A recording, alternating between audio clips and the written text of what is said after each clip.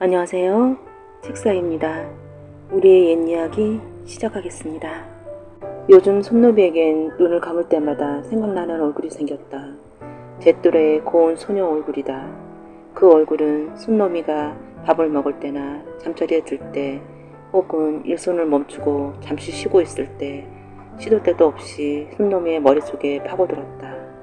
소녀를 생각할 때면 손노미의 가슴이 묘하게 두근거렸다. 심장이 간질간질한 것 같기도 하고 명치깨가 뻐근한 것 같기도 했다. 저도 모르게 좋아서 실실 웃다가 곁에 없는 소녀를 떠올리곤 까닭없이 슬퍼지기도 했다.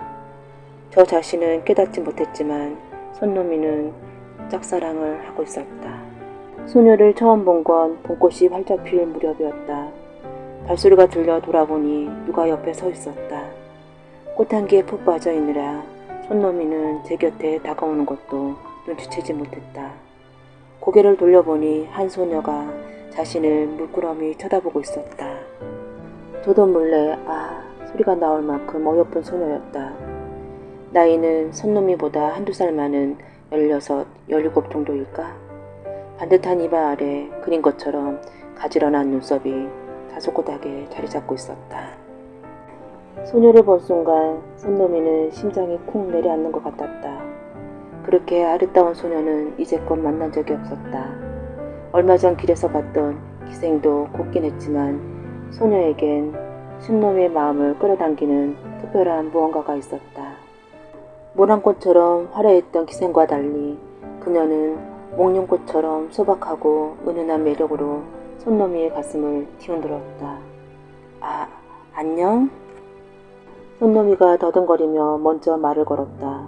소녀는 대답하지 않았다. 이 근처에 사니? 소녀가 고개를 가우뚱했다.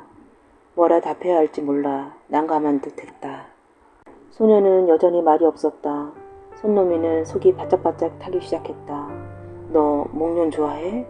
난 좋아해. 그런데 목련 보려고 여기까지 온 건 아니야. 물건을 돌려드려 봤어. 주막에 자주 오시는 선비나리 댁인데. 어색한 분위기를 바꾸려 하다 보니 입에서 두서없는 말이 쏟아졌다. 이 바보야, 그만해. 쟤는 그런데 관심도 없잖아. 손노미는 바보 같은 말을 줄줄 늘어놓고 있는 자신을 멈춰보려 했다. 얘야. 등 뒤에서 누가 부르는 소리가 들렸다. 돌아보니 연암나리 댁에 있는 누수레한 하녀였다.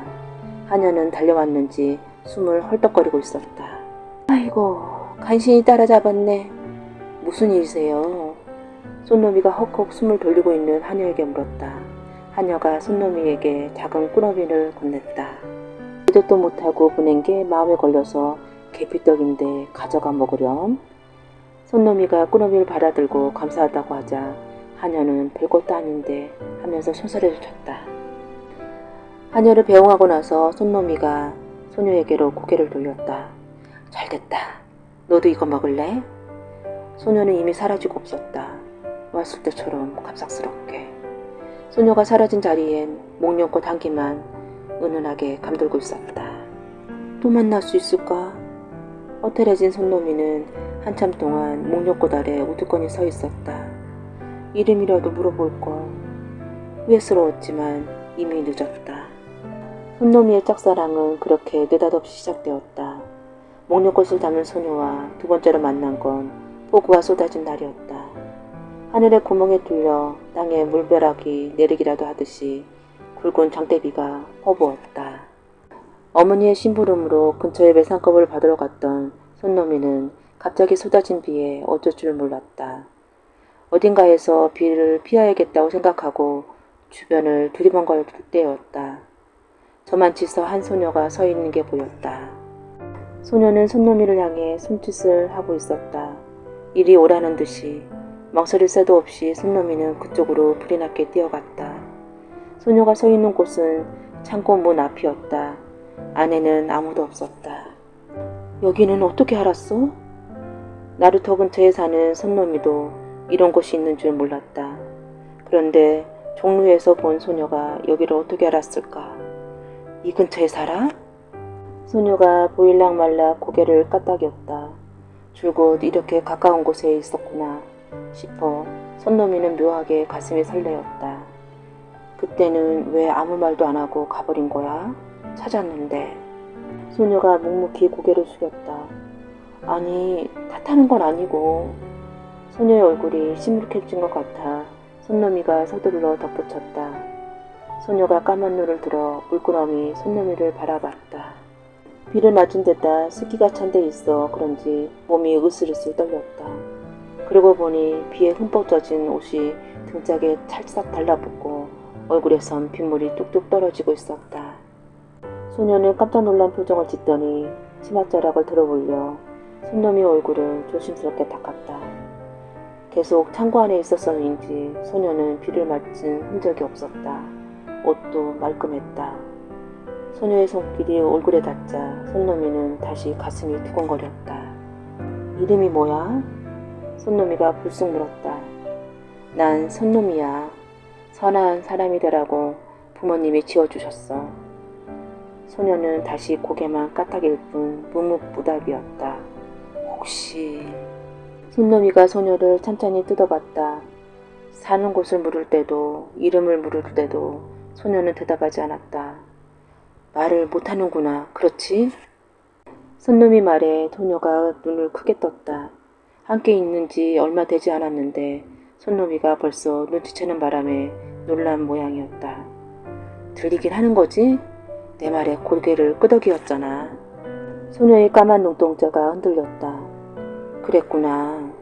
저도 모르게 소녀의 상처를 건드린 걸 깨닫고 손놈이는 시무룩해졌다. 둘 사이에 잠시 침묵이 흘렀다. 손놈이가 일부러 명랑한 목소리로 말을 건넸다. 괜찮아. 말은 내가 하면 되니까 나는 15살이야. 너는? 대답이 올 리가 없었다. 아 참, 그랬구나. 내가 맞춰볼게. 17? 소녀가 주저하면서 고개를 까닥였다. 나보다 나이가 많네? 그 말에 소녀가 살포시 웃음을 터뜨렸다. 꽃봉오리가 활짝 필 때처럼 화사한 모습이었다. 소녀가 웃자 손놈이도 기분이 풀려 따라 웃었다. 빗소리가 후두둑 후두둑으로 바뀌더니 이제는 뚝뚝 하고 들렸다. 손놈이가 문을 열고 밖을 내다봤다. 비가 그치나 봐. 손놈이는 밖으로 나갈 채비를 했다. 집이 어디야? 데려다 줄게. 함께 나서려고 고개를 돌렸다. 하지만 소녀의 모습은 보이지 않았다. 손놈이가 서 있는 문을 말고는 따로 나갈 곳이 없는데 소녀는 연기처럼 호련히 사라졌다. 발소리도 내지 않고. 귀신이었어? 갑자기 등 뒤에 소름이 쭉 돋았다. 이제껏 사람이 아닌 존재랑 함께 있었다고 생각하니 손놈이는 등골이 서늘했다. 처음 마음에 품은 여인이 귀신이라는 사실이 믿겨지지 않았다.